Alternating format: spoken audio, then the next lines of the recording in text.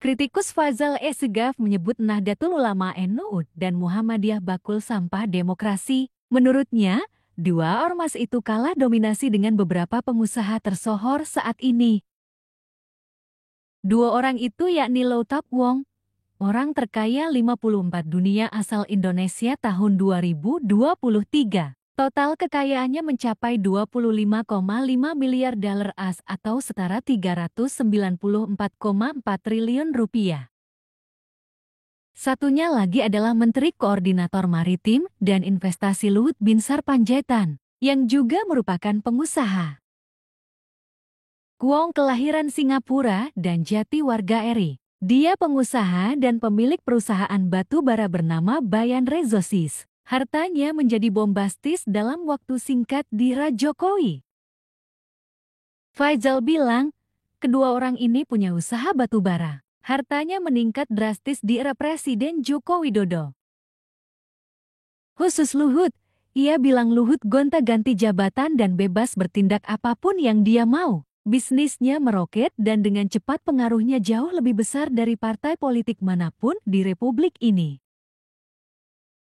Kedua tokoh adalah fakta dari segelintir orang berpengaruh di lingkaran kekuasaan negara yang mendulang berbagai faedah, kata Faizal dikutip Fajar.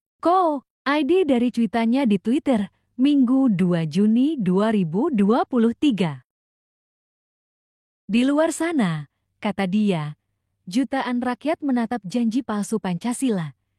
Keadilan sosial bagi seluruh rakyat Indonesia.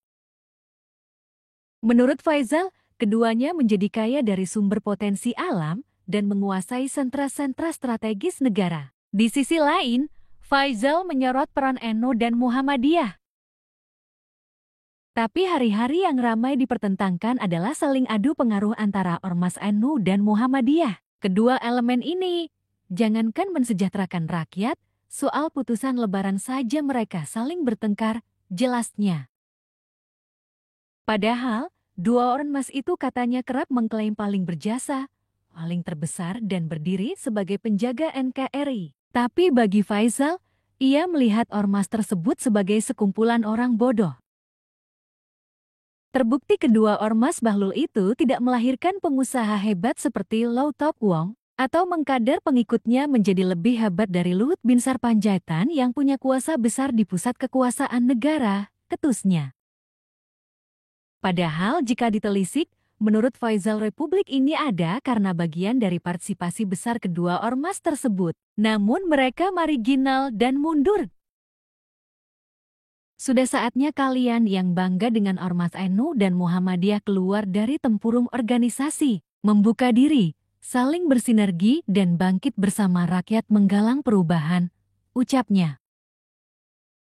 Namun begitu, ia yakin NU dan Muhammadiyah punya hak dan kesempatan besar menjadi lokomotif perubahan untuk menghentikan ketidakadilan. Tidak hanya bangga dengan secuil kenikmatan dari sisa-sisa tulang pembangunan nasional.